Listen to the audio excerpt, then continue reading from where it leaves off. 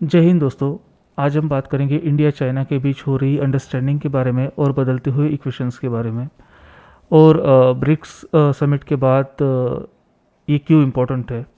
BRICS और D dollarisation की जो स्ट्रेटेजी है वो यूएसए का सबसे बड़ा नाइटमेयर है, क्योंकि इसमें कई ऐसी कंट्रीज़ है जो वर्ल्ड जीडीपी का एक बड़ा हिस्सा रखती है। लाइक अगर हम ब्राज़ील की बात करें या फिर चाइना की बात करें और रशिया भी। और ऑब्वियसली इंडिया तो दुनिया की अब पाँचवीं सबसे बड़ी इकोनॉमी और फोर्थ भी बन जाएगी। और आने वाले समय में मतलब 2-3 सालों में वो थर्ड भी बन जाएगी। सो ये जो इकोनॉमीज़ है वो एक अच्छी खासी ग्रोथ एंजॉय करेगी। वही जो G7 कंट्रीज़ है या फिर जो वेस्टर्न कंट्रीज़ है वो अपना एक डाउनफॉल देख रही है। फॉर एग्जांपल यूके हो या फ्रांस हो या फिर जर्मनी हो। अगर हम नंबर्स के देखते हैं तो हमें ये पता चलता है कि चाहे वो नॉमिनल जीडीपी हो या फिर फॉरेक्स रिजर्व हो, तो इन कंट्रीज़ का जो ये सब नंबर से ये लगातार नीचे जा रहे हैं। वही इंडिया और ये जो बाकी कंट्रीज़ है वो अच्छी खासी ग्रोथ एंजॉय कर रही है। जैसा कि हम सब जानते हैं कि 2020 में कोविड के टाइम पे जो गलवान में जो हुआ, और इंडिया चाइना डिप्लोमेटिक रिलेशंस भी लगभग पूरी तरीके से बिगड़ चुके थे। और क्योंकि इंडिया ने भी एक स्टांस लिया था कि जब तक बॉर्डर पे जो एग्रेशन है वो कम नहीं होता है और ये जो स्टैंड अप ख़त्म नहीं होता है, तब तक इंडिया की तरफ से कोई भी लाइक डिप्लोमेटिक चैनल के थ्रू मतलब रिलेशंस नहीं हो सकते हैं। कि एक तरफ आपका बॉर्डर पे इशू चल रहा हो, दूसरी तरफ आप एक अच्छे रिलेशनशिप की उम्मीद कर रहे हो, तो ये नहीं हो सकता है। अभी हाल ही में हमने देखा कि doctor S Jaishankar SCO meeting के लिए पाकिस्तान भी गए थे। और अब ये न्यूज़ मतलब जो ब्रिक्स से जो न्यूज़ आई है या फिर जो ब्रिक्स में हमने देखा है, जो इंडिया चाइना कॉन्फ्लिक्ट है वह मतलब वो 2020 की जो पोजीशन थी वहाँ पे हम वापस आ रहे हैं। अब इंडिया चाइना बॉर्डर को कॉन्फ्लिक्ट को समझा जाए तो कई ऐसे न्यूज़ पोर्टल्स है या फिर कई ऐसे लोग हैं जो ये गलत इन्फॉर्मेशन लोगों तक पहुंचा रहे हैं। और एक जो इन्फॉर्मेशन जो मिस इन्फॉर्मेशन है उसको स्प्रेड कर रहे हैं। अगर हम इसको समझना चाहते हैं तो हमें इस तरीके से समझना पड़ेगा कि जो 1962 के बाद हुआ था, जो इंडिया चाइना वॉर हुई थी, और जब ये चाइना ने वन साइडेड सीज फायर कर दिया था उनके साइड से ही, तो कोई एक्चुअल बॉर्डर नहीं है वहाँ पे। ओके, हमको ये समझना पड़ेगा। जैसे जो हमारा LAC है, सॉरी LOC है जो पाकिस्तान के साथ है, तो वहाँ पे एक्चुअल में फेंसिंग है और वहाँ पे प्रॉपरली मार्क किया गया कि हमारी बॉर्डर कौन सी है। लेकिन चाइना के साथ ही केस नहीं है। तो जैसा कि मैंने बोला कि वहाँ पे कोई एक्चुअल बॉर्डर नहीं है। और पहले चाइना के लोग अपने कैंप छोड़ के हमारी टेरिटरी में आ गए थे। तो ये इस तरीके से है कि एक अंडरस्टैंडिंग है कि हाँ ये लाइन है और यहाँ पे एक बफर जोन रखेंगे। वो शायद 4-5 किलोमीटर का कुछ है।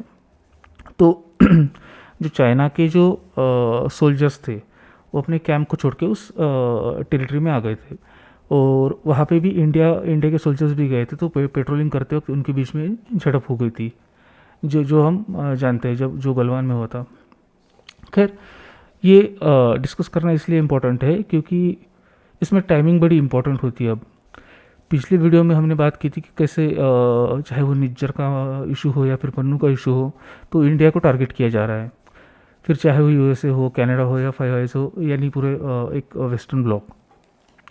तो अब जो चाइना रशिया इंडिया का इक्वेशंस बन रहे हैं, जिस तरीके से USA और वेस्टर्न कंट्रीज़ को साइडलाइन किया गया है, हम इसे उसके रिस्पांस में लिया गया एक एक्शन देख सकते हैं। क्योंकि वेस्टर्न कंट्रीज़ का सबसे बड़ा डर यह है कि इंडिया चाइना रशिया का एक साथ में आ जाना। और देखा जाए तो वेस्टर्न कंट्रीज़ अपनी सुप्रीमेसी जो कि पिछले कई सालों से एंजॉय कर रही है, उसके लिए एक चैलेंज फील कर रही है।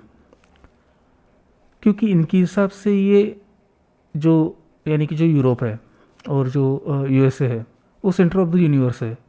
एंड जो रेसिज्म है उसकी झलक हमें अभी भी दिखती है, क्योंकि इनको हर बार हमें ज्ञान देना है, चाहे वो हमारी डेमोक्रेसी हो या फिर इलेक्शंस हो और बाकी कई सारी चीज़ें।